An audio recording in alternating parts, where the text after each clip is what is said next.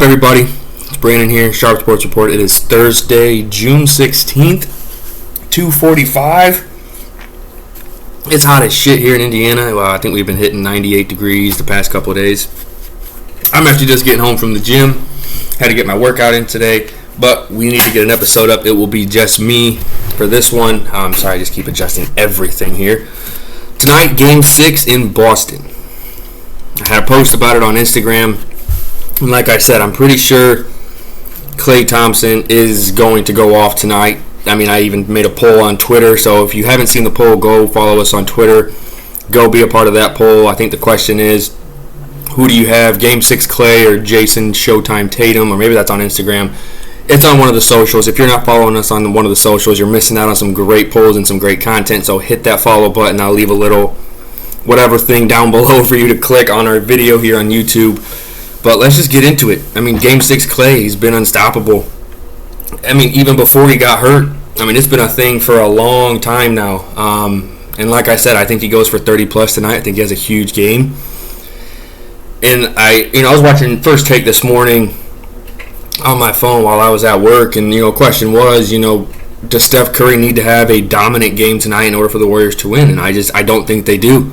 We know when you have the likes of Andrew Wiggins, who has been putting up almost 20 points a game. The past two games he has been putting up, 22 and 15-plus rebounds. It's absurd. Former number one overall pick. Used to play for the Timberwolves. Was a part of that big trade to Golden State. And now he's a great player for the Warriors. I mean, that's exactly what the Warriors need. Someone who can be that physical, dominant presence driving to the cup. When you have shooters like Klay Thompson, Poole, Steph Curry, I'm just going to throw Bielitsa out there just because he can shoot. If he's on, he's on. But you have someone like Wiggins who can pretty much do everything. Shoot the three, drive to the rim. He's been playing fantastic defense. I mean, the stickiest of sticky defense on Jason Tatum. He has not completely shut him down just because it is Jason Tatum. He's a superstar. He's going to get his points regardless. But he is making his shots very difficult for them to go in and to have a clear line of sight at the rim.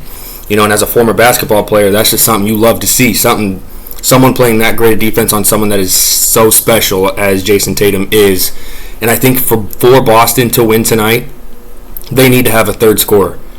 If Tatum and Brown continue to go off for these 20-plus or 25-plus games and they have no help, there's no chance tonight. In order for Boston to win tonight, let me turn this around. Jesus.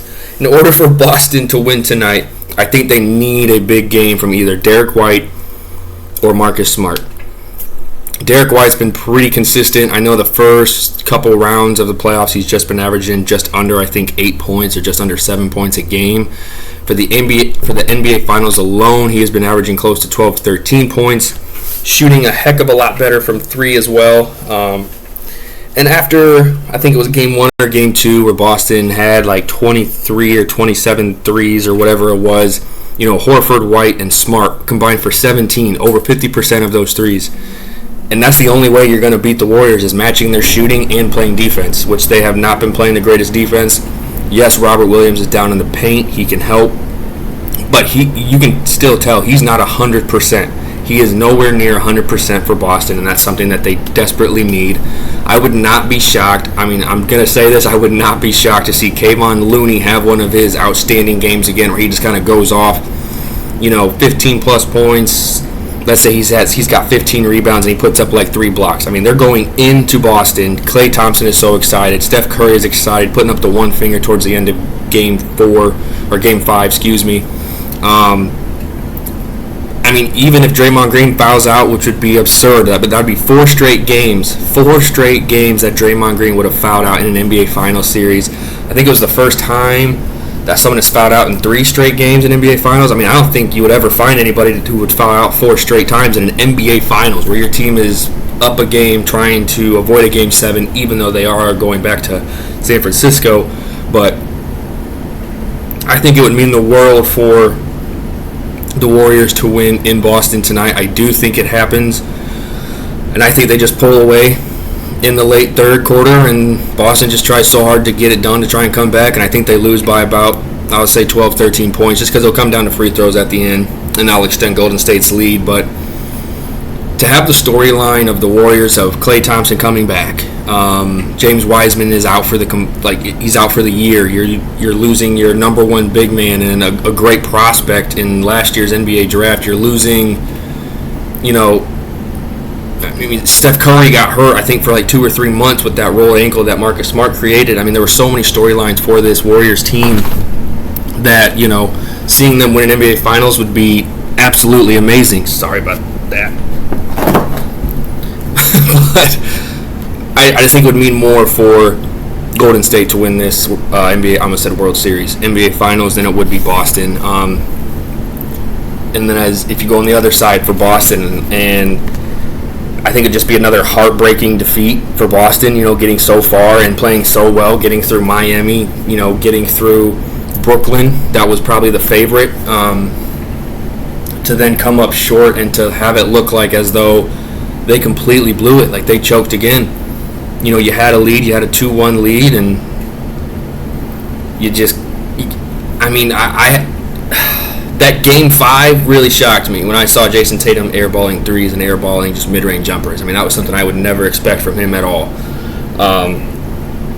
And I just think there's too much pressure on this Boston team this year to come back from a 3-2 deficit against this type of caliber of team in the Golden State Warriors and the amount of shooting they have and how great they have been on defense in the past 2 games.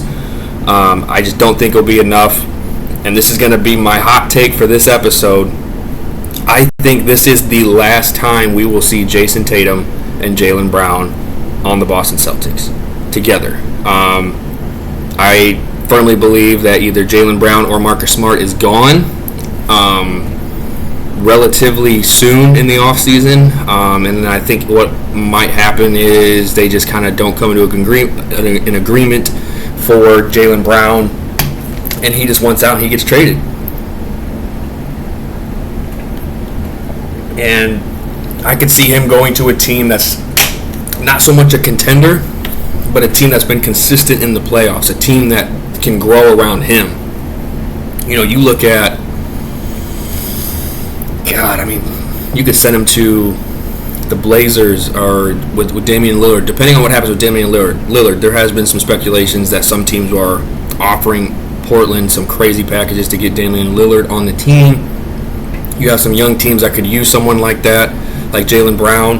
I think he'd be great. You have a team as in Cleveland who made a play-in game. You put him with Darius Garland and Jared Allen and Mobley, or maybe you even get rid of, maybe you trade for Jared Allen and a Karis LeVert and some draft cap. That's a great trade. So that means your starting 5 would be Garland, Brown, Evan Mobley, and then they still have Markkanen. I think Markkanen's in his last year, but what I'm saying is I think this might be the last time we see Brown, Smart, and Tatum on the Boston Celtics. I'm pretty sure Horford will be gone. I think he either A, retires, or he'll play one more year for a contender that he knows that has a very good shot of getting back to the NBA Finals. But I would not be shocked if he retires. It just sucks to see when you see the amount of talent that is on Boston right now, as far as Brown and Marcus Smart, Derek White. I think they have a lot of young talent. I think Peyton Pritchard is very undervalued. Great on-ball defender. He can get streaky from deep. You have Derek White. You have Aaron Nesmith. He's a streaky shooter, but he's very, very, very athletic. You have Grant Williams. It's kind of like your typical Draymond Green type player. He's going to antagonize the hell at you. He can stretch the floor. He can pass the ball. He can get rebounds. He can do all that. He's a very physical and dominant player who can get under your skin, which we've seen that happen before between him and Draymond. And I just, it sucks because I really thought that this Boston team was going to do something, especially after seeing what happened after All-Star break. I think they went 26-9, 26-5, or some crazy stat line for them to get a top 2, top 3 seed in the Eastern Conference playoffs. But all good things must come to an end, and I think this is it. So I'm going to say congratulations to Golden State. Sorry, Boston fans, especially that one fan who got the 2022 NBA World Champions tattoo about a month ago. You're going to have to stick with that for a lifetime, dude. That sucks, but I got Golden State tonight. I think Steph Curry does have a very good game. I don't think we're going to see him go off for like 40 or 50 points. When I mean good game, you're going to see him just a consistent 25 points, probably 6 of 7 from deep, about 6-7 assists and maybe 4 rebounds. But I think Klay Thompson is where you're going to see the magic happen tonight. But I just wanted to get back on here, show you guys my face. We're still here. Got an episode. Stay tuned because I will be updating you guys on the next episode on Twitter and Instagram. I'm going to have some guests on here in the next week or so, especially as we get closer to college football season. Quinn out of Notre Dame. He's a former Notre Dame student. He's also very close with the insider news, I guess, of Notre Dame football and the recruiting news as well. He's got some news in regards to that Carr signing and what that means for Dante Moore moving forward. He's got some news based on that. He's also got some news based on training camp as they're getting started for August camps here shortly. They'll be headed down to Culver. But I'll have that. And also go check out the Talking Sports podcast. I have been sharing their post as a story of ours. They're kind of bringing up all the NBA prospects. The NBA draft is in a week on Thursday, I believe. I think it's the 22nd. So that's next Tuesday. What is it? No, that'd be... Anyways, it's next week. The NBA draft is next week. They're kind of giving out profiles for some NBA prospects. I've been sharing that. Go give them a follow. Give them a like. Go comment on their prospect pages. I've been giving some NBA comparisons on those posts as well as some more insight to how that player is. I think the biggest surprise in this NBA draft is this Shaedon Sharpe kid. He's still a lottery pick, but he has not played a single minute this past year. But he still favored as a great player in this draft. I don't know how that's happening. It's a crazy storyline. I mean, he decided to just sit the whole year, but yet he still gets to go to the NBA draft, and it's still projected as a top 10, top 12 pick this year. But definitely college football will be coming up, so if you want to be a part of the college football episode, let me know. I will be diving in on preseason projections. We'll start from 25 and go all the way to rank 1. We'll do about 2 or 3 every episode, so I'll kind of let you know who I'm going to be talking about each episode. If you are a fan of these teams and if you want to come on and talk about what you have heard and what you are seeing so far in regards to these teams, let me know. Shoot me a message on Instagram or Twitter. I'll be more than happy to bring you on. I'll shoot you a link. We'll get you on and get you going. May even do some Instagram live feeds as well to get your face out there so people can see that information we're talking about in regards to these teams. A lot of hype around Notre Dame right now. A lot of stuff going on in the transfer news. But all in all, thank you guys for sticking with us. I know it's been a crazy couple of weeks.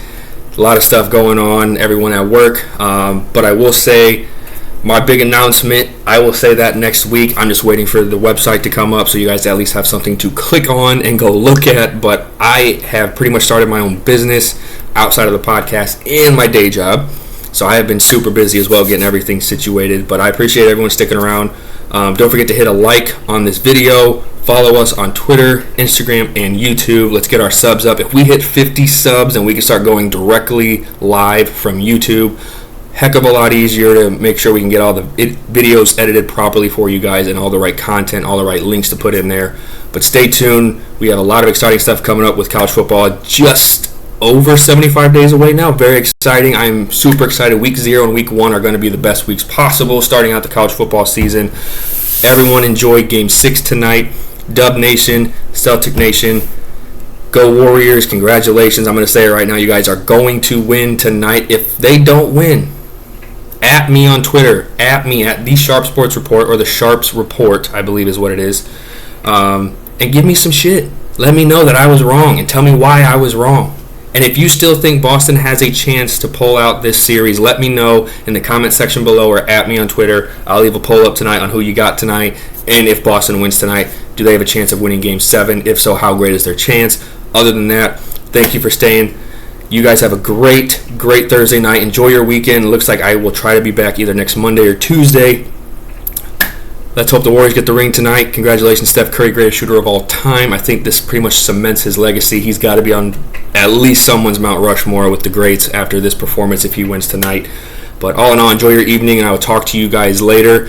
Thank you again, and don't forget to hit that like and follow button.